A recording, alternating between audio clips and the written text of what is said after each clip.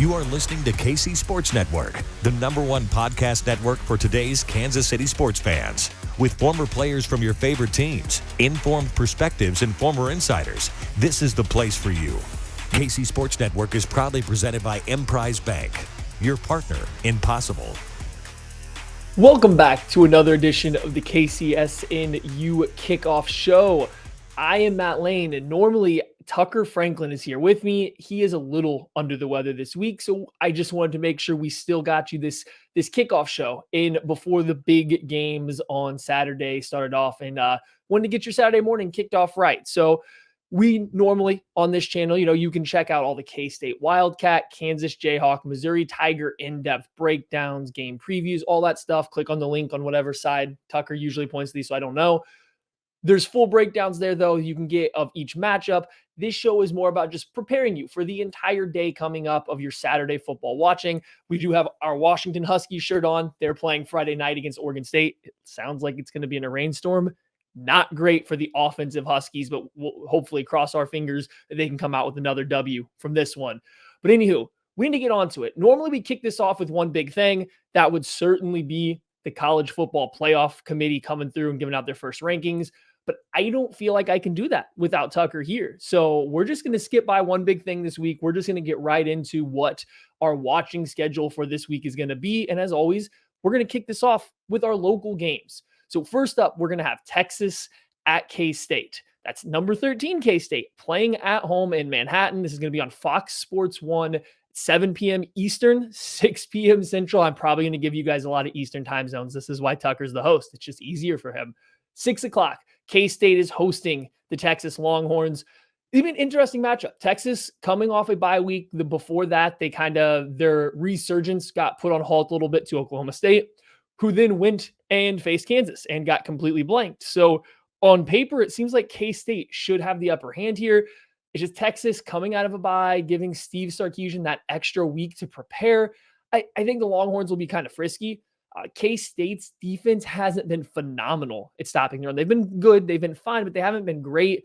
If Texas needs to protect Quinn Ewers a little bit more after, his last game, which definitely was his worst of the year, they could lean on Bijan Robinson a little bit more in this one, make K-State defend the run before Quinn Ewers gets out there and actually can start heaving it around. It's a good wide receiver versus defensive back matchup as well between everybody. So it should be a fun game.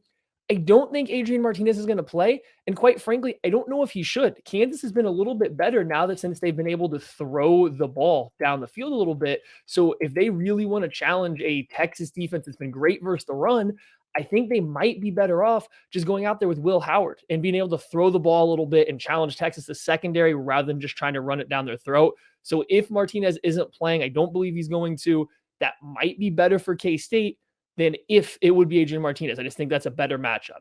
So then moving it on, sticking to, the K-State side here, player prospect to watch, just Daniel Green, senior linebacker here. He's been productive for K-State for a while. He's one of their better run stoppers in the middle. The reason I want to highlight him, as I already mentioned, Bijan Robinson could be in for a big week this week, especially if Sarkisian wants to take some of that pressure off of Quinn Ewers, the first-year starting quarterback. Bijan Robinson has been outstanding this year, just like everybody anticipated, receiving, running, whatever it may be. So it will be up to Green to slow down Robinson a little bit in this game. That's kind of where my eyes will go to. And then, picking the spread. If there was ever a week, if you listen to this and take betting advice, you can just fade every pick you're about to hear, because on the year now, after last week, I am a total of 20, 23, and 2. I went 3-3 last week. I do terrible on these. This is just not my forte. Tucker's not here to give you the good betting advice. You just want to fade me for all these, go ahead. And I'll also say this first one, not a great bet. Texas somehow is favored by 2.5. I don't understand the line. I really, really don't, but I hate that it's 2.5. I would be very intrigued by K-State here if this line had pushed up to the field goal or something like that, to be within a field goal. But I think I'm going to take Texas laying the 2.5 to win by a field goal or more on this one. I think it's a bad bet. I don't mean to upset the K-State fans. I really don't. I just think coming off a bye, Steve Sarkisian is one of the top 2 play callers in all of college football. Off a bye, going to be hard for me to pick against that. So give me the Longhorns minus the 2.5.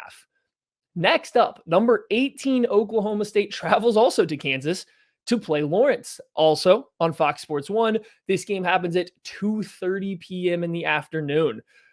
Kansas coming off a bye. We don't know. I don't think they've announced who the starting quarterback is going to be, but Jaden Daniels has been practicing. Sorry, Jalen Daniels has been practicing this week a little bit. He might be able to get out there. That'll be some new life for a Kansas team that I think peaked a little bit after his injury. They were playing a little better there for a little while, but then it seems like it's balanced back out. The reason that he was starting has kind of come to light. The offense just is so much less consistent without him. It might be a little bit more explosive even. It's just not as consistent. So if he can come back, that is big. Previously mentioned Oklahoma State shut out last week. Mike Gundy can't be happy about that. But when I'm looking at this, I don't believe that I think that Spencer Sanders might not play. I think they're leaning towards he might not be able to play this week. We talk about it every week, how he's always hurt. You never know if he's going to play or not. I think this one he's going to be out. And if they don't have Sanders and the effort that they had to play with last week because they just seem to be banged up after a long stretch, the Jayhawks seem like this is a great matchup for them. I'm spoiling it here. I'm taking KU here. I believe that they are favored by 1 in this game as of right now. So yeah, give me the Jayhawks laying the 1 point here to Oklahoma State. The Pokes let me down last week in a big way when I took them. So that may be a little bit of revenge here, but also Kansas seems like they should have the advantage at quarterback, and the rest of that Oklahoma State team was banged up. So yeah, I'm going to take Kansas over Oklahoma State. One of the big reasons, Mason Fairchild, tight end, senior tight end, productive, never the flashiest guy, but he's out there. He scores touchdowns. He blocks well enough. He's open over the middle of the field frequently enough.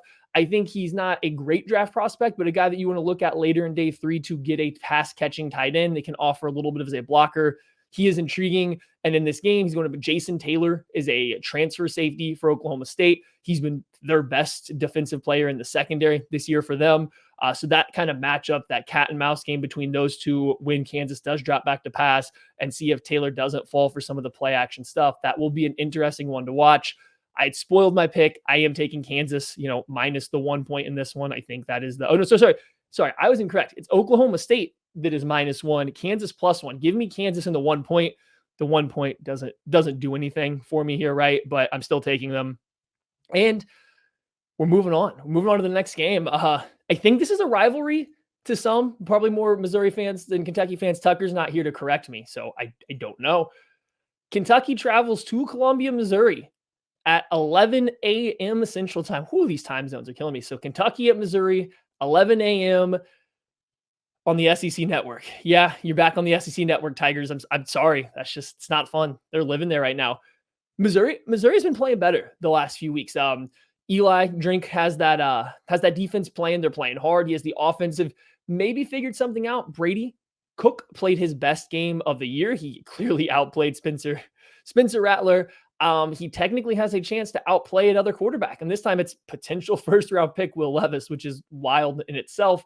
So yeah, you could have back-to-back weeks where Brady Cook could be the best quarterback out there. But I don't think it's a sure thing this week because while Kentucky hasn't been at their best as of late, their level of competition has not been easy. They've played some quality teams.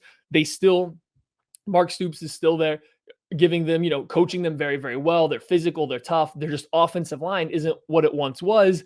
And it feels like they're struggling to figure out how to play this brand of football without that dominant offensive line. So this game could be a kind of a battle in the trenches. Can a Missouri defensive line, with Jeffco and McGuire, and can they dominate a Kentucky offensive line that most teams have all year? Because if that's the case, it's going to be hard for Kentucky to score points. I don't know if Missouri will have a ton of success scoring on Kentucky either. That Kentucky defense is still incredibly well coached, incredibly physical, and has SEC talent on it. So it will be hard to score against them. I just wonder if this might be a low scoring game that Missouri has a chance on. And I think it might come up to kind of their defense to dominate up front. And so with that in mind, the prospect matchup you got to watch is Chris Rodriguez, running back for Kentucky. Excellent running back. I think as 2 years ago, he had like 100 straight carries or something without not gaining a yard. Every carry he had for like 100 10 or something carries in a row was for one. Don't quote me on this stat. I am completely pulling it off memory because I didn't look it up.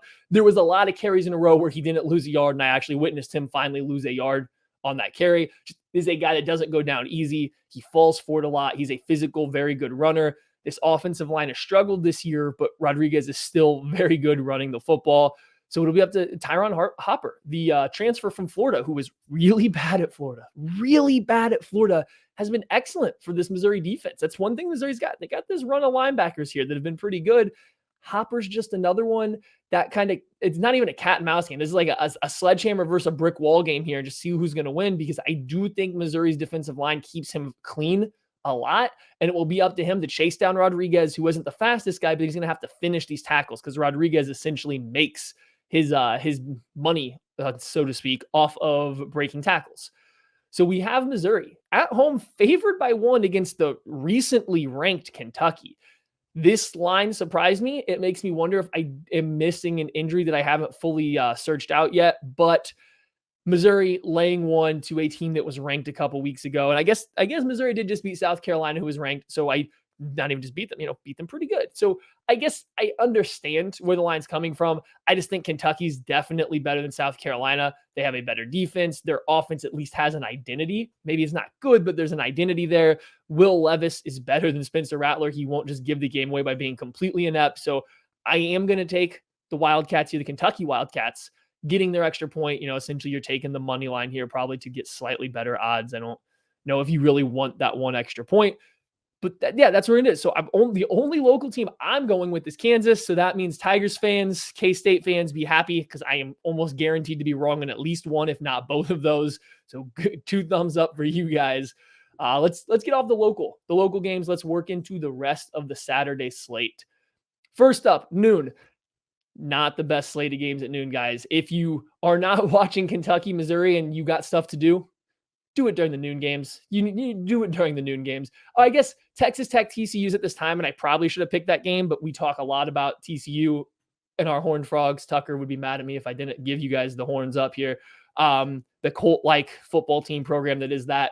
So that's the good game. You can watch that one. But if not, the one I want to keep my eyes on is Maryland at Wisconsin. And that sounds like a little bit of a snoozer. It's on the Big Ten Network, so you kind of got to have it. It's in Madison, Wisconsin.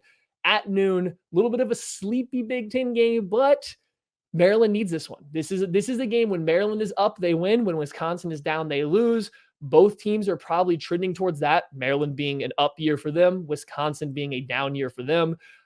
It's all about, which version of this Maryland team shows up, right? Some games their offense has looked great. Some games their defense has looked pretty good. Other times it hasn't really gone that way. And same thing with Wisconsin. They've laid some stinkers and they've also had some really good ones.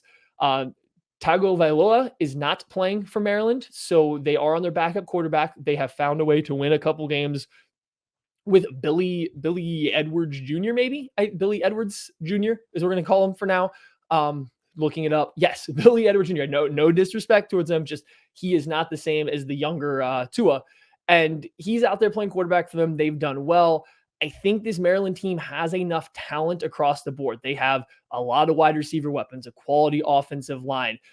Roman Himby, their running back, has also been very good. Like, they have a lot of talent. So this Maryland team with this much talent right now kind of has to put it together for this specific game. Wisconsin, on the other hand, is playing hard for Jim Leonhard. They're kind of putting their best foot forward to showcase him as their future head coach, or to attract another bigger named head coach, maybe Lance Leipold, maybe a Matt Rule, somebody, I don't know who, into Madison. So this is a big game for them. They're playing hard, so they do have that going for them. So I think it could be a fun matchup. Realistically, I'm not going to lie, I would probably watch Texas Tech and TCU over this one, but I did want to find a really good prospect matchup to watch at noon because this is what I always hunt for, and we got one here. Jalen Duncan, the left tackle from Maryland, good athlete. He's been getting better every year in college. Has seen his name in some first-round mock drafts coming into the season. I think he's been good this year. Maryland's passing attack hasn't been quite as explosive as I think a lot of people thought it would be, so he hasn't gotten the same shine as he did during the offseason, but he's still been excellent. Then across from him, the typical Wisconsin outside linebacker, Nick Herbig, their best pass rusher, probably their best defensive player across the board here. He's going to be out there lining up across from Duncan at times, the right tackle others, but how much pressure can he get on this Maryland team with the backup quarterback? Can he hold up versus the run? Because he is, 230 pounds, an outside linebacker. But when he gets to pin his ears back and just rush, he's got a rush plan. He's got the athleticism. He's got a little bit of everything. So I just wanted to make sure we highlight that matchup because I think that's a good one for this game. It could go a long way to see who comes out of here. The Badgers right now, I think, are right at 500. Maryland is 6-2. So it could be a big game for either one of them. I think Maryland needs this game because if in an up year, you kind of stall out at 6 wins, that's not a great look. And this is a very winnable game for them. But despite that, Wisconsin favored by 4.5. I get it. The backup quarterback, I understand that why it's there, but I think Maryland is the better team this year. I think they have more talent across the board. Wisconsin to me is too 50-50 on if they're going to come out, not necessarily just play hard, but be a well-coached team. Jim Leonard's a great defensive mind. I don't know what he's doing for that offense. This Maryland defense is flying around a little bit this year. I'll take Maryland as long as they don't fall behind early. They can easily stay within one score. Wisconsin, is a team that likes to beat you up, keep it low scoring. Give me Maryland plus 4.5. All right, the big game. I considered just doing this entire show on this game, but I didn't. I'm just going to mix it in here. Number 1 in the college football playoff rankings, Tennessee Volunteers versus number 1 in the AP voting, Georgia Bulldogs in Athens, Georgia on CBS in the afternoon game, 2:30 Central, 3:30 Eastern. This is the SEC's favorite time to put a big game. It is the best time to have a college football game on the East Coast. I will not pretend to know about the Pac-12 or even Central time zones. I don't know what the best times are, but 3:30 is the best East Coast time for a college football game. You get the first ever 1v1 matchup. I think it's the first time where you have had 2 different number 1 seeds, with the AP poll and the college football playoff rankings being different, matching up with one another. And Georgia had a big injury this week. Nolan Smith, torn pec. He's their leading pass rusher out for the season. So they lose their best edge, but then their best pass rusher right now. Now, Jalen Carter, arguably the best prospect in this entire draft class. It's either him or Will Anderson, should be coming back for this game. He's a defensive tackle, so he has been out for the last few weeks. That makes a difference, but so does losing Nolan Smith.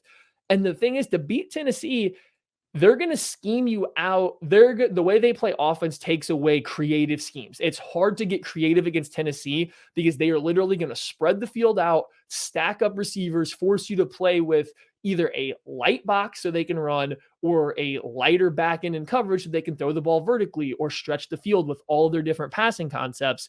So they kind of take away the coaching aspect on the defensive side. It pretty much just becomes, can you cover their receivers in straight man-to-man even when they are getting free releases based on their alignment? Or can you stop the run with a light box by having a couple defenders who can play a gap and a half or 2 gaps consistently? Georgia's one of the teams in college football that should have a case to do both, especially getting Jalen Carter back. If he can come out and dominate that interior part of the Tennessee offensive line, which great offensive line. I think they're stronger at their tackles with Gerald Mincey if he's able to play, and then Darnell Wright. They're a little better outside than they are on the interior, but the combination of that offensive line, Hendon Hooker's athleticism, Jalen Carter is going to have to be huge in this game. He's going to have to control the entire interior if they want to be able to play that way where you can slow down Tennessee's either passing attack or rushing attack. You have to take one away and throw numbers at the other. That's where the whole thing, that's the key to the game. If I am watching a specific matchup here, Jalen Hyatt, wide receiver for Tennessee, he's been a stud. What does he have? 13 touchdowns on the year. He scored like 6 or 7 in the month of October. Oh, no, it had to be more than that in the month of October because I guess he just had the 5 right up against Alabama. Maybe it was 8 or 9 in the month of October. But he's been on a tear these last few weeks. And the crazy thing, the Volunteers, I wanted to call them the Titans, the Volunteers just got back their best wide receiver in Cedric Tillman last week. He looked healthy, but they were clearly working him in. They're at full health. And it sounds like Tillman's been healthy for a while and they're working back up in practice. So this wide receiver room is dangerous. Jalen Hyatt's always wide open. And I think Kentucky, you saw it. They were driving on Tillman running these in-breaking routes, and it just allowed Hyatt to get free behind them down the sideline for these big plays. How does Georgia stop it? One of the key guys, Keely Ringo, true junior corner. I think he's 6'2", 200 plus pounds. Like, he is a physical specimen, all the athleticism in the world. he is still putting it all together from a technical standpoint. So whether it's Tillman or specifically Hyatt, can they not lose him? Can they run with him vertically? Because this guy is like track fast, not just NFL fast. We're talking running by good SEC athletes if they don't give him, a complete cushion and this plan on it. So can he keep up with them? Can they keep a lid on Hyatt? Can Keely Ringo shut down a Tillman or a Hyatt when he has them in man coverage? I think that's the way you kind of have to play this Tennessee offense. That's the big matchup. I guess we should touch on this too, real quick. Georgia's offense isn't great. Stetson Bennett is Stetson Bennett. I don't know how much success they'll have against Tennessee. I think Tennessee's run defense has actually been really good this year, and that's how Georgia wants to funnel their offense through. So, yeah, Stetson Bennett's going to have a chance to keep them in this game, but I don't know. I don't see Georgia being able to put up, 40, 50 points on Tennessee like Alabama was able to do. Can they maybe get into the 20s, maybe even the, bottom into the 30s possibly? But I think the way the Tennessee defense is structured and where they're really good matches up well against the Georgia offense. I think it'll take a good Stetson Bennett game, and I don't know how you bet on that. But yet, Vegas has Georgia as an 8-point favorite. That's Georgia -8 at home. I get it. They're at home. They've been the best team for a while. I don't care. I'm taking the Volunteers. Give me the 8 points. I would take them with the money line. I would really take the money line with them if it was a neutral site or at home. I do think that Athens is going to be popping. I think I heard that Kirby Smart has all of the recruits coming in. They are doing the whole big, dog and pony show for everybody. So I do think this will be one of the crazier home fields you're going to see this week. But I'm still going to take the Volunteers. I like Tennessee's offense so much. I like how they force teams to cover the whole field. And I think teams like Georgia that really get by on not just out athleting, it's an excellent program, but just out athleting offenses so often. If you were going to really expand that out and make them go up against a team that can match their athleticism, at least for this year with Tennessee, potentially. We thought Oregon could too. They couldn't. But if Tennessee can just hold their own and then let that scheme take over, I really think it could be a high-scoring game, and I'll take Hendon Hooker versus Bennett in that one all the time. Give me the Volunteers. All right. Well, this is a lot harder without Tucker here, guys. We're winding down, though. We got the primetime game. So we go from the best game of the best regular season game you're going to see all year. It's 1 versus 1. It doesn't get better than this. Best defense, best offense kind of vibes. Then we go straight into the absolute best environment ever for a college football game. Baton Rouge, LSU, night game. You're about to get all these killer hype videos from Death Valley coming out. You are going to have everything that you need coming out of this game. LSU at home taking on Alabama. It's a 6 versus 15, 6 versus 10 if you go by the playoff rankings on ESPN. Night game in the Bayou. Doesn't get better. Alabama off a bye.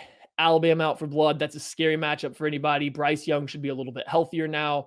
That offensive line isn't great. LSU does have a quality defensive line. They got BJ Ojulari coming off the outside. Where I really think they're going to do is Jacqueline Roy, a defensive tackle on the interior, though. He could have a lot of success not only stopping the run for Alabama, which has been a little hit or miss this year, but more importantly, just providing a little bit of pocket pressure and making it hard for Bryce Young, who isn't a tall guy, to see over it, to push the ball downfield.